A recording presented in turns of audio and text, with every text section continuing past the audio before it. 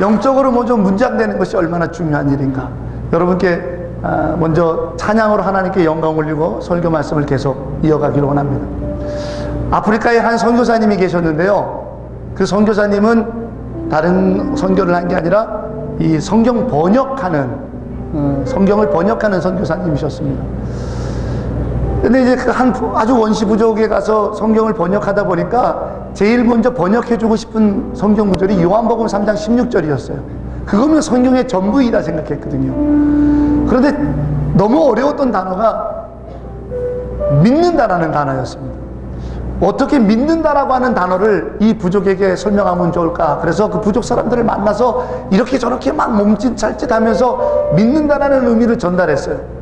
그래서 많은 사람들에게 얘기를 들었는데 한 사람이 그거 앉는 거구만, sit down, 이렇게 그 단어를 설명하는 거예요. 그런 개념으로 말하는 거예요. 너무 의아해서 물어봤습니다. 그랬더니 이 사람이 나무 위를 막 올라갑니다. 그러더니 여러 가지를 막 밟더니 그 중에 한 가지에 털썩 앉는 겁니다. 이거라는 거예요. 자기들이 나무를 타다가 다리가 아프고 쉬고 싶으면 어느 가지 하나를 선택해서 앉아야 되는데 자기 몸을 앉혀도 부러지지 않을 가지, 거기에 털썩 앉는 게 자기들은 그게 믿는 거라는 거예요. 그런 개념이라는 거예요. 선교사님이 그 이야기를 듣자마자 무릎을 치고는 요한복음 3장 16절을 이렇게 번역했습니다. 하나님이 세상을 이처럼 사랑하사 독생자를 주셨으니 누구든지 그에게 앉으면 멸망하지 않고 영생을 얻으리라. 여러분, 지치고 고날 때는요, 그냥 털썩 주저앉고 싶어요. 근데 그 털썩 주저앉고 싶은 그 자리가 내 어머니의 무릎이라면, 내 아버지의 품속이라면 신경 같은 거 하나도 안 쓰겠죠. 걱정 같은 거 하나도 없겠죠. 그냥 털썩 앉겠죠. 어린아이가 지 힘들다가 엄마 만나면 엄마 하고 와서 그냥 그 품에 팍 파고드는 것처럼, 그게 믿는다라는 거예요. 한 번도 거절하지 않고 안 된다 그러지 않고 털썩 주저앉는, 받아주는 것, 그게 믿는다라는 겁니다. 오늘 이 시간 그 믿음으로 주님 앞에 그냥 털썩 앉아서 땡깡 부리면서 위로받고 싶은 분 혹시 계시지 않습니까? 오늘 이 시간 그 품 안에서 새로운 능력과 힘으로, 희망으로 깨어나고 싶은 분이 있지 않습니까? 누구든지 예수의 무릎 위에 털썩 앉으면 수많은 무리들 줄지어 그분을 보기 위해 따르네. 평범한 목수이신 그분 앞에 모든 무릎이 꿇어 경배하네. 모든 문제들 하나하나 죽음까지도 힘을 잃고 생명의 근원 대신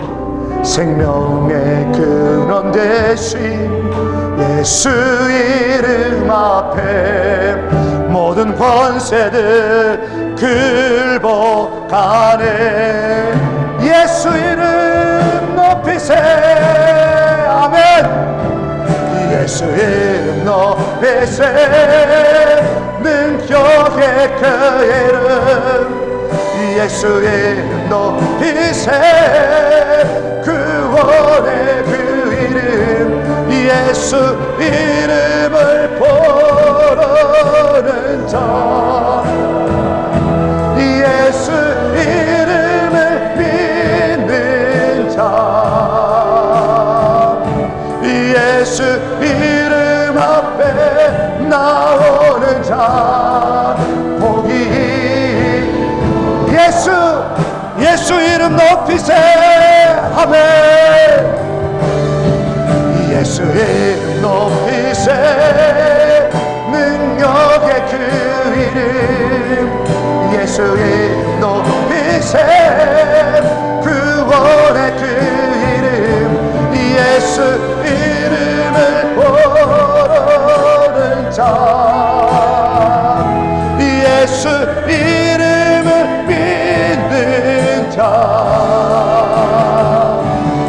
예수 이름 앞에 나오는 자 복이 있도다.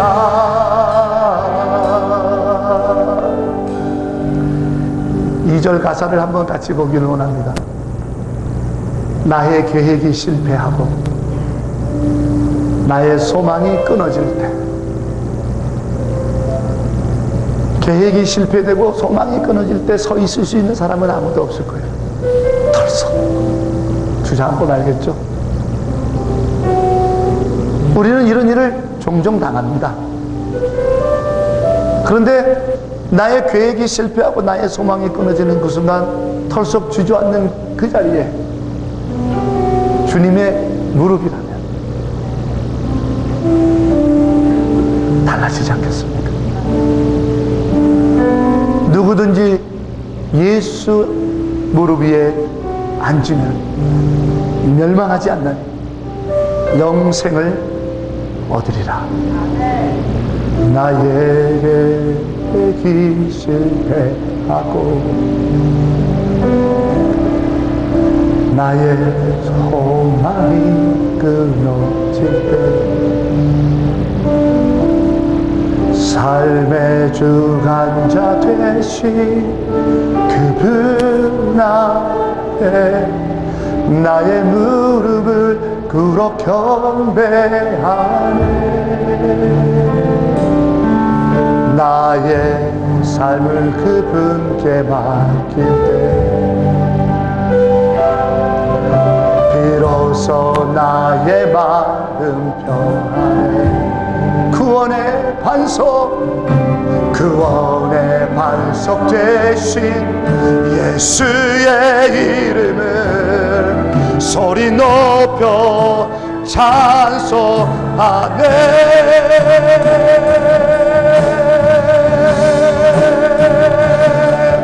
예수 이름 높이세 능력의 그 이름 예수 이름 높이세 구원의 그 이름 예수 이름을 부르는 자 예수 이름을 믿는 자 예수 이름 앞에 나오는 자 복이 예수의 이름을 높입시다. 믿음으로 찬양합시다. 예수 이름 높이세 능력의 그 이름 예수 이름 높이세 구원의 그 이름 예수 이름을 부르는 자 예수 이름을 믿는 자 예수 이름 앞에 나오는 자 복이 있도다.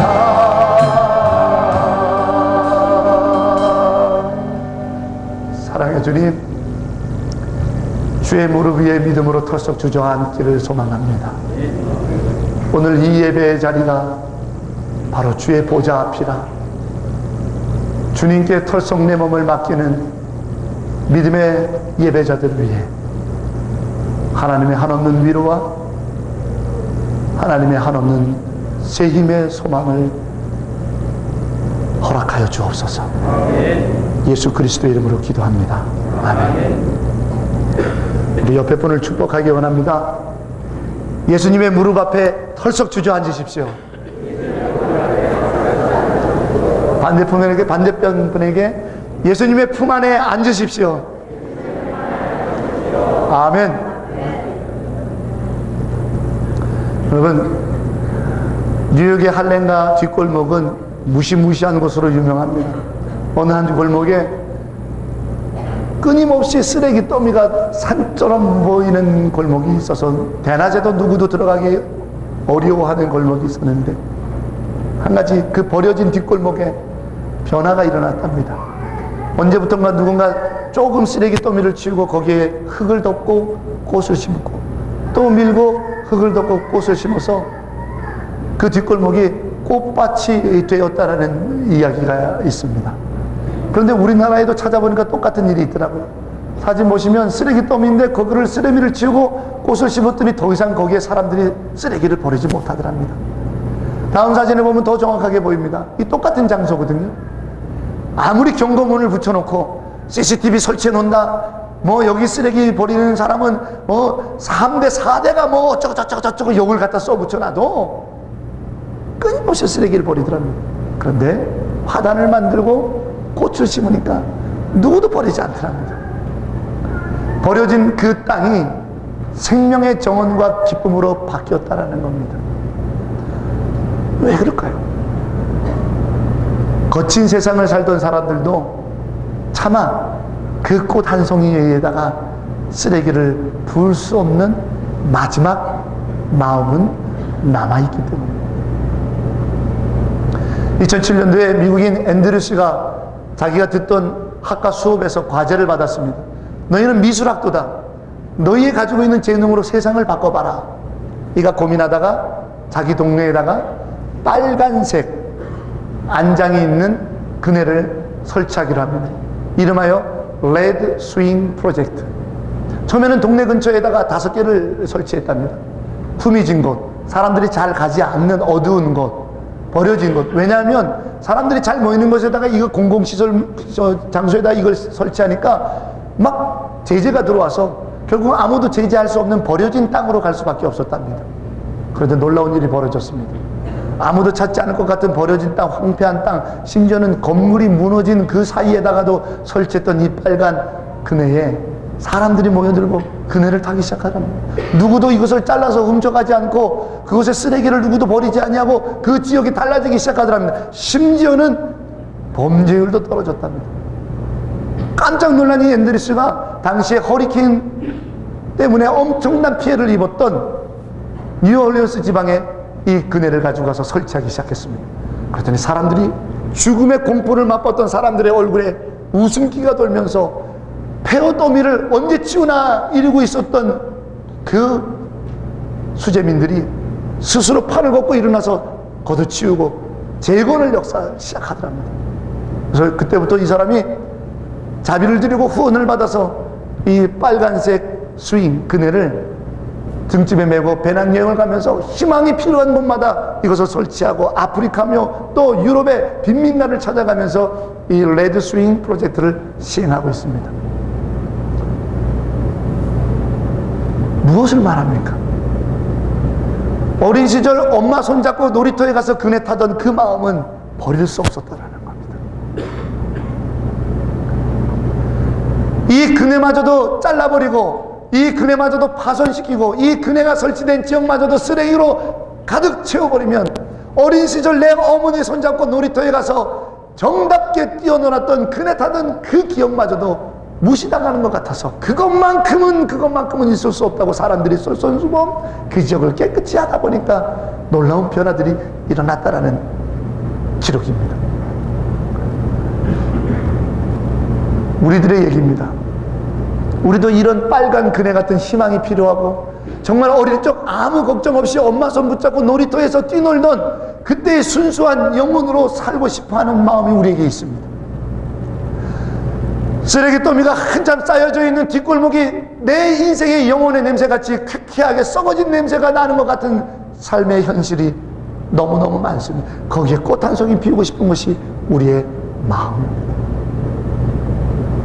우리가 살고 있는 이 삶의 현장을 보면 최근에 영국인 청년 하나가 자기 고향으로 돌아가겠다고 한국을 이제 떠나겠다라고 하는 인터뷰 기사를 낸 것을 읽은 적이 있습니다.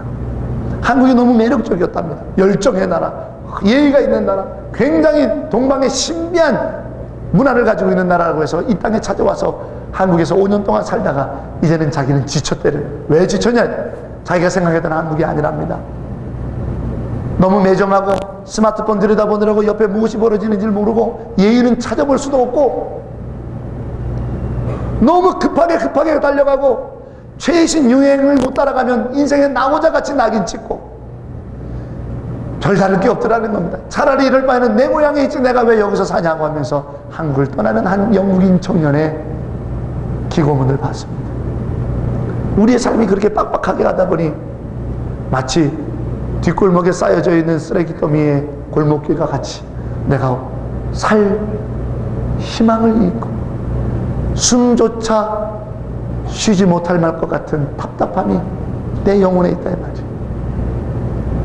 내 영혼의 뒷골목에도 정원이 필요해요.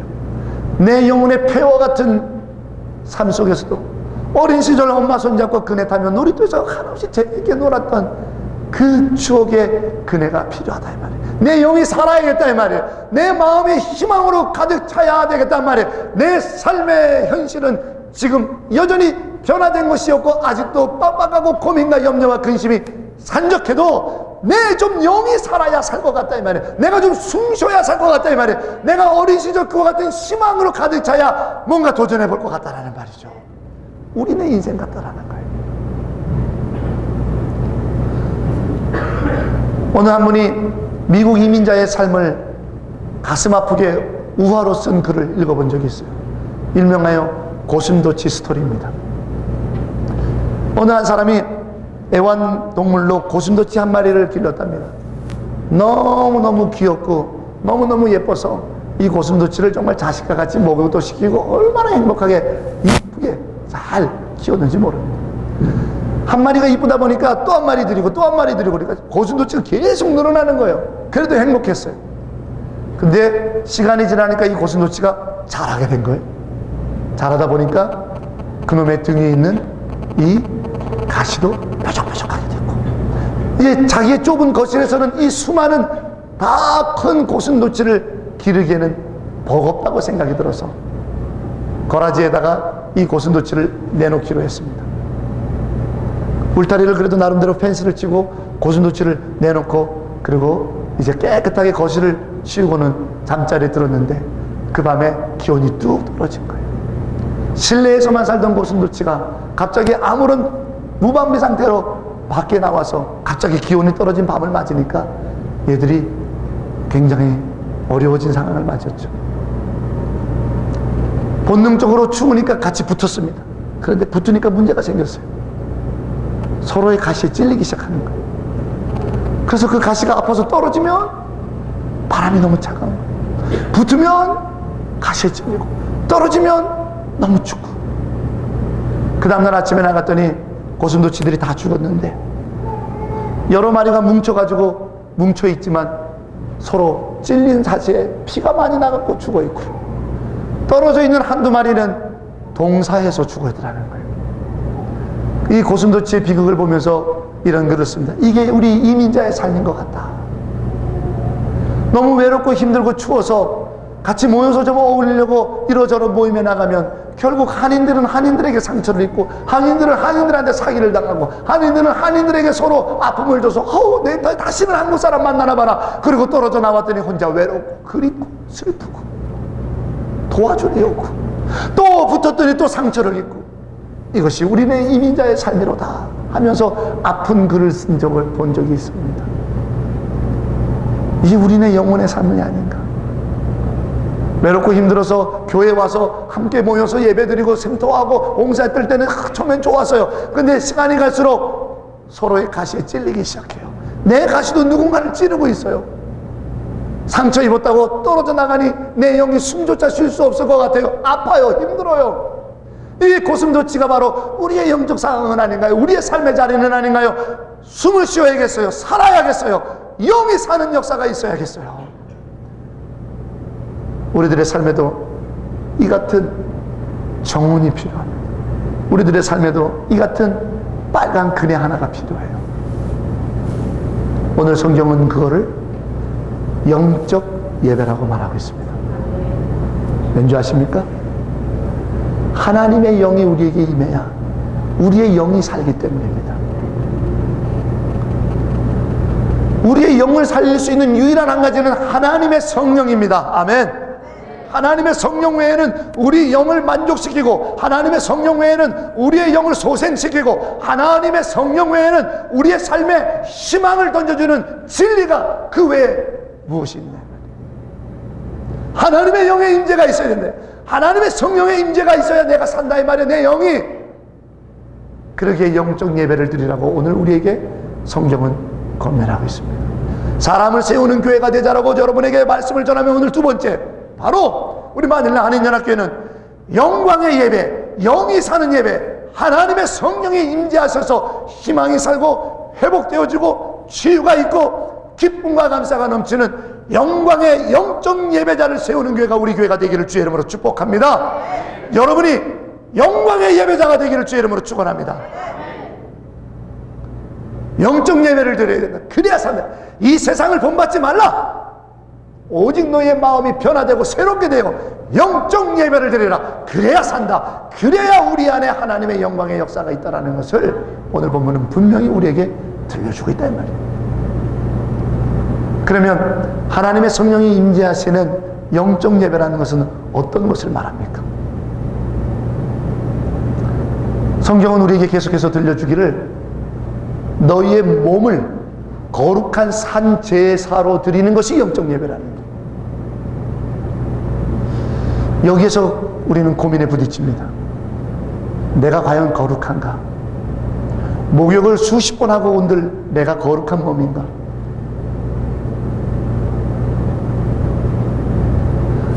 주일 아침마다 저는 새벽 기도를 끝나고 가서 깨끗하게 먼저 씻습니다. 그리고는 옷을 정결하게 입으면서 거울을 들여다봅니다.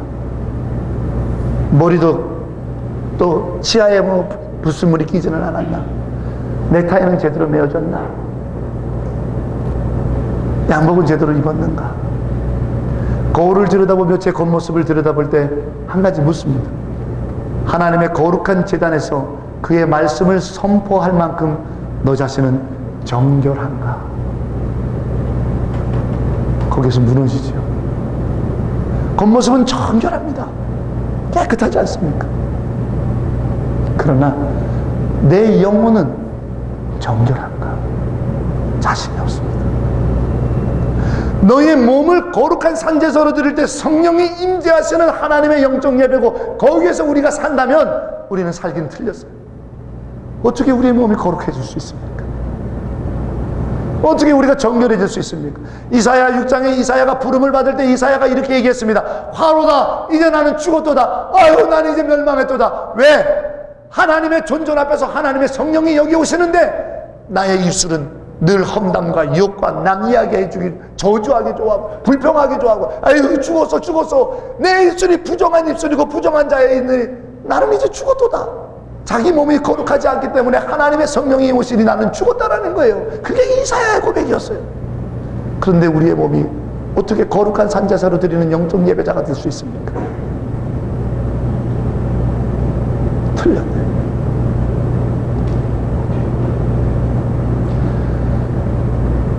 미국 조지아주에 조시아라고 하는 10살짜리 아이의 이야기가 간증으로 들려진 적이 있습니다. 이 아이는 소아암 백혈병에 투병 중인 아이입니다. 그런데 이 아이의 엄마가 참 대단한 것 같아요. 병색이 완약하고 머리가 빠져있는 아이를 휠체어에 태워서 예배당에 데리고 다니는 거예요. 그런데 자기 옆에 두는 것이 아니라 이 아이 또래가 드리는 예배, 주일학교 예배에 자기 자식을 드려버려요. 힘든 일이죠. 애들한테 놀림 당할 거 아닙니까? 그래도요. 그때가 마침 오늘 우리도 이제 조금 있으면 시작됩니다만 사순절 렌트 기간이 시작이 돼서 주일학교 선생님이 그 조시아의 또래 아이들에게 숙제를 내줍니다. 이스트 박스를 줍니다. 부활절 박스를 주면서 조금 있으면 우리 부활절이 돌아오는데 예수님 앞에 우리가 가장 깨끗하고 가장 소중한 것을 우리가 선물로 드립시다. 애들이 고민하는 거예요. 그 또래 아이들이 제일 아름답고 예쁘고 깨끗하다고 생각하는 게 꽃이라고 생각해서 꽃을 들판에서 따다가 담는 아이도 있고, 자기가 제일 좋아하는 머리핀이 깨끗하고 가장 예쁘고 가장 좋은 것이라고 생각해서 생일 선물로 받은 머리핀을 예쁘게 닦아서 그 상자 안에 넣은 아이들도 있습니다. 그런데 부활절날 그 상자를 열었을 때 백혈병에 투병 중인 조시아의 상자는 비어 있었습니다. 애들이 우우 하고 놀리죠. 그때 이 선생님은 당황해서 조시아를 변론하기 위하여 아유, 우리 조슈아는 몸이 조금 불편하고 힘들어서 밖에 나가서 꽃 한 송이 떼기가 좀 어려웠었어. 그러니까 조슈아도 최선을 다했구나 했을 때 이 10살짜리 조슈아가 당당하게 얘기합니다. 아닙니다, 선생님. 저는요, 그 상자에 제 마음을, 제 영혼을 담았어요. 10살짜리 아이에게서 나온 말이 아닙니다. 무슨 얘기인가 들어보니 엄마가 가르쳐 준 거예요. 엄마가 이 숙제를 가져온 조슈아한테 이렇게 얘기했습니다. 조슈아야, 이 세상에 가장 예쁘고 가장 소중하고 가장 거룩하고 가장 아름답고 가장 중요한 것은 너의 영혼이란다. 네 몸이 지금 아프고 너의 머리카락은 빠져있고 어쩌면 너는 다른 아이들과 달리 뛰지도 못하고 그럴지 모르고 부끄럽지 모르지만 네 안에 담겨져 있는 하나님이 주신 영혼이 있는데, 그 마음이 있는데, 그거는 누구도 바꿀 수 없는 가장 예쁘고 아름다운 거니까 네가 그거를 하나님 앞에 드리면 된다. 조시아는 그 상자에 자기의 영혼과 자기의 마음을 담았다라는 거예요. 그리고 몇 개월 후에 성탄절이 다가오기 직전에 이 조시아는 하나님의 부름을 받았고, 이 아이의 작은 몸뚱아리가 장례를 치르던 그 관 위에 부활절 빈 상자가 수북히 쌓여진 장례를 치렀다라는 이야기입니다. 우리의 몸이 비록 때로는 건강에 무너져가지고 질병에 찌들은 몸일 수 있습니다. 우리의 몸이 인생의 진리에 따라 연수가 가서 늙어짐으로 인하여 젊은 만큼 팽팽하고 아름답고 예쁘고 그렇지 못할 수 있습니다. 우리의 몸이 가난의 현장에 있기 때문에 티셔츠 한 장 새롭게 사 입을 수 없어서 3년 전, 5년 전, 6년 전 티셔츠를 계속 낡아지는 티셔츠를 입으며 서 있을 수 있습니다. 우리의 몸이 제대로 먹지 못해가지고 약간 마른 형태로 서 있을 수 있습니다. 거룩함은 거기에 있지 않습니다. 정결함은 거기에 있지 않습니다. 영혼의 순수함, 깨끗함은 거기에 있지 않습니다. 믿음에 있습니다. 지금부터 약 600년 전에 영국의 놀리치에 줄리안이라고 하는 한 여성 성도가 있었습니다. 600년 전이라고 굳이 언급드리는 이유는 마틴 루터의 1519년 종교개혁 이전의 사람이라는 겁니다. 중세 가톨릭이 암흑세계로 만들어버리고 면죄부를 팔아버리고 돈 없으면 구원조차 받을 수 없다라는 그릇된 인식을 세상 사람들에게 심어주던 그 암흑천지의 시절에 영국의 놀위치에 줄리안이라는 한 여성이 있었습니다. 남들은 미사 드리려고 정당에 나갈 때 가장 화려한 옷을 입고 나가고 어떻게든지 돈을 만들어 나가가지고 땡그럼 동전 떨어지는 소리에 구원을 얻을 수 있다고 돈을 모아갖고 나가야 되는 그 시절에 이 줄리안은 아무것도 가져갈 수 없고 얼마나 가난했는지. 그런데 이 줄리안은 그녀의 일기에 자기의 기도를 적었습니다. 그 기도문이 요즘 내노라고 하는 영성가들의 책에 모두가 나와 있다. 주여 내게 3가지 상처를 주십시오. 나는 다른 거 구하지 못하겠습니다. 나는 돈이 없으니 주님께 뭘 달라고도 못하겠고, 주님 나는 뭘 달라고 하지도 못하겠어. 그런데 사람들이 구하지 않는 중요한 3가지를 나는 구하고 싶습니다. 하나님 내게 3가지 상처를 주십시오. 첫째, 회개의 상처를 주십시오. 둘째, 긍휼의 상처를 주십시오. 셋째, 하나님을 구하는 상처를 주십시오. 사랑하는 여러분, 저는 오늘 줄리안의 그 일기장에 나오는 3가지 상처의 구함이 바로 거룩한 몸이요, 그것이 영적 예배라고 하는 것을 여러분에게 증언하면서 함께 은혜를 나누며 주 앞에 나가기를 원합니다. 바라기는 오늘의 예배의 결론과 같이 여러분들도 줄리안과 같이 3가지의 상처를 두려워하지 않고 구하는 자가 돼서 여러분의 몸이 거룩한 산재물이 되어 영적 예배, 하나님의 성령의 역사가 있는 영광의 예배자, 승리자가 되기를 주의 이름으로 축복합니다. 첫 번째, 회개의 상처. 여러분, 우리가 아무리 깨끗한 몸을 입고 오셔도 회개의 상처가 없으면 그 예배는 하나님 받지 않으십니다.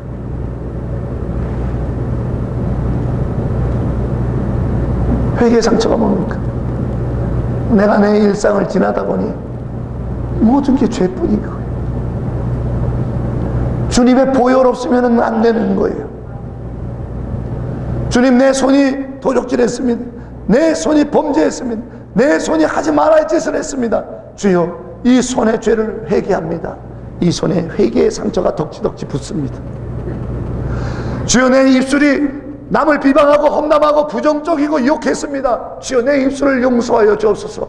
이 입술에 회개의 상처가 덕지덕지 붙습니다.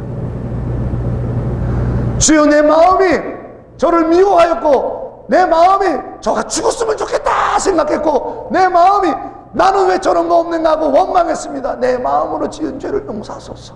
내 마음에 덕지덕지 회개의 상처가 붙습니다. 누더기 몸이 됐습니다. 누더기 몸으로 주 앞에 나와서 주님 보세요. 나의 몸은 온통 회개의 흔적밖에 없습니다. 주님 이 몸마저도 받으시렵니까? 주님은 그것을 영광으로 여겨주십니다.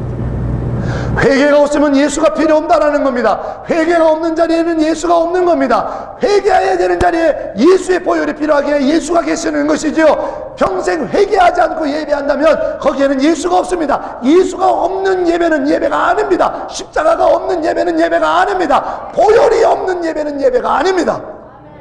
축복만을 원하고 달라 그러기만 하고 뭐 이 땅의 것을 요구하는 그것만 있는 예배는 예배가 아니죠. 그게 어떻게 예배입니까? 예배는 죄사함이 있고 예수의 이름으로 드리고 십자가가 있고 보혈의 역사가 흐르는 것이 예배입니다. 그러므로 우리도 회개의 몸으로 예배한다면 너희의 몸을 거룩한 산제사로 드리라. 이것이 하나님의 성령이 임하는 영적 예배라고 한다면 우리가 정결을 어디서 얻습니까? 보혈입니다. 어디서 얻습니까? 회개에서요. 회개의 몸으로 주 앞에 예배하십시오. 회개의 몸으로 주 앞에 예배하시기를 축복합니다. 그것이 영광의 예배요. 회개의 예배에 하나님의 역사가 일어납니다. 긍휼의 상처를 주십시오. 긍휼은 남에게 베푸는 것입니다. 고슴도치의 아픈 이야기에서 봤던 것처럼 우리는 이민사회에서 시간이 지나가면 한 가지 노하우를 터득하게 됩니다. 다른 사람 일에 간섭하지 말고 내 것도 누구에게 도와달라고 요청하지 말자. 이게 이민사회의 노하우에 굳어지는 방법입니다. 그것이 예수의 방법입니까? 그것이 예수의 삶입니까?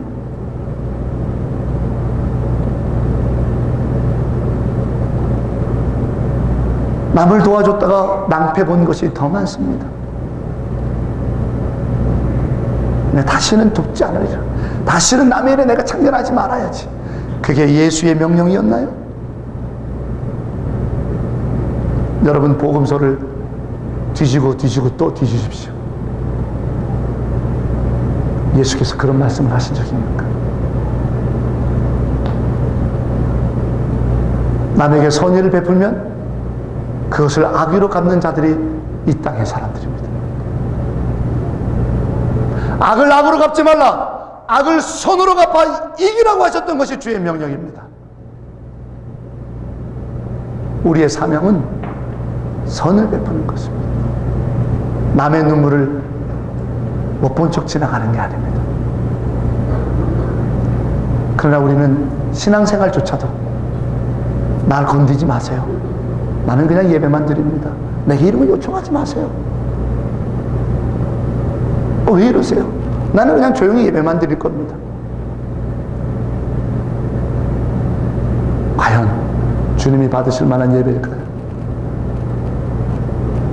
너희의 몸을 거룩한 산제사로 드리라. 우리의 몸이 남을 돕다가 갈갈이 찢어지고 우리의 몸이 누구를 위하여 중보하다가 지쳐 쓰러지고 우리의 몸이 누구를 위하여 헌신하다가 어려움을 당한들 그 상처 가지고 오라는 거예요. 그게 예수의 십자가 상처 아닙니까? 그게 예수의 십자가 상처 아닙니까? 예수님께서 우리를 긍휼히 여기사 사랑을 베푸기 위해서 십자가에 지지 않으셨다면 그에게 왜 못자국이 생겼습니까? 예수께서 우리를 긍휼히 여기시고 우리를 사랑하지 않으셨다면 십자가 안 지셨을 텐데 왜 허리에 창자국이 났겠습니까? 예수의 허리에 난 창자국은, 예수의 손에 난 못자국은, 예수의 발등에 난 못자국은 우리를 긍휼히 여겼던 상처입니다. 우리를 사랑했던 상처입니다. 그게 십자가의 상처입니다. 그 십자가가 세워진 것이 영광의 예배의 자리입니다. 그러므로 우리들의 예배가 우리의 몸이 거룩한 산 제사가 되어 성령의 역사하시는 하나님이 우리를 살리시는 예배가 되려면 긍휼의 상처를 가지고 와야 됩니다. 복음을 전하려면 멸시합니다. 복음을 전하려고 그러면 조롱합니다. 주님이 뭐라 말씀하셨습니까? 나의 이름으로 인하여 너희가 멸시와 조롱을 당하느냐? 기뻐하고 즐거워하라. 너희의 상이 큼이라. 그것이 내 삶이라. 그것이 나의 길이라. 누구의 예배가 거룩한, 너희의 몸이 거룩한 산제사들은 우리가 어떻게 해야 거룩해집니까? 주님은 우리를 어떻게 거룩으로 여겨주십니까? 우리가 남을 위하여 헌신하는 몸을 거룩함으로 여겨주신단 말입니다. 오늘 본문에도 써져 있습니다. 너희에게 각자 은사대로 서로 섬기라고요. 어떤 사람은 긍휼의 은사면 긍휼히 여겨주고, 어떤 사람은 섬기는 거면 섬기는, 각자 하나님이 주시는 은사대로 서로 섬기고 긍휼히 여기고 남을 위하여, 그것이 거룩한 몸이요 그 몸으로 드리는 예배가 영적 예배라.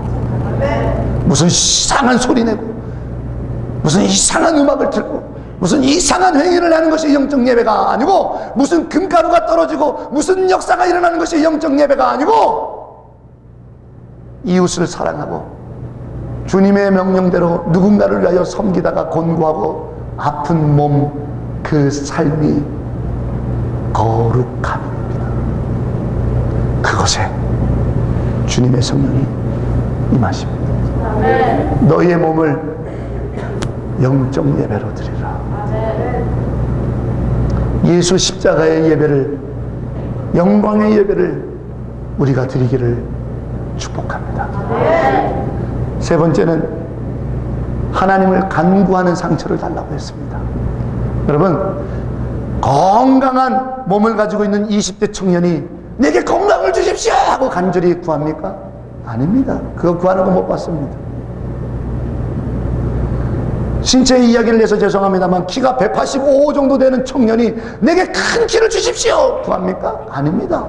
자기는 자기 키를 더 이상 구할 이유를 못 느낍니다.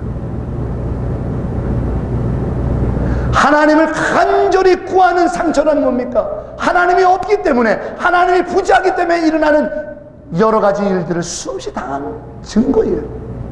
하나님이 안 계시는 그 자리에서, 하나님이 없기 때문에 하나님의 영광의 축복이 없어서 하나님만 바라보고 하나님이면 됩니다, 하나님이면 됩니다, 내게 이런 것, 하나님이 없기 때문에 하나님을 부르짖었던 내 삶의 모습을 가지고 나오라는 거죠. 하나님은 우리를 각각의 삶의 자리에 부르셨습니다. 어떤 사람은 아버지의 자리로, 어떤 사람은 어머니의 자리로, 어떤 사람은 센터지기의 자리로, 어떤 사람은 장로의 자리로, 어떤 사람은 기업에서 어떤 위치로, 하나님은 우리를 각각의 자리로 부르셨습니다. 그 부르신 곳에서 하나님이 함께 하셔야 됩니다. 하나님 나 홀로 두지 마소서. 하나님이 이곳에 계셔야만 하나님 내가 승리합니다. 하나님 내 이 자리에, 나를 부르신 이곳에 하나님 나를 고아와 과부같이 홀로 두지 마시고 하나님께서 항상 나와 동행해 달라고 하나님을 부르짖었던 그 부르신 곳, 그 자리에 그 삶의 애환, 그 삶의 문제, 그 삶의 눈물, 그 삶의 것을 가지고 오는 예배가 거룩한 예배입니다. 속이려 하지 마세요.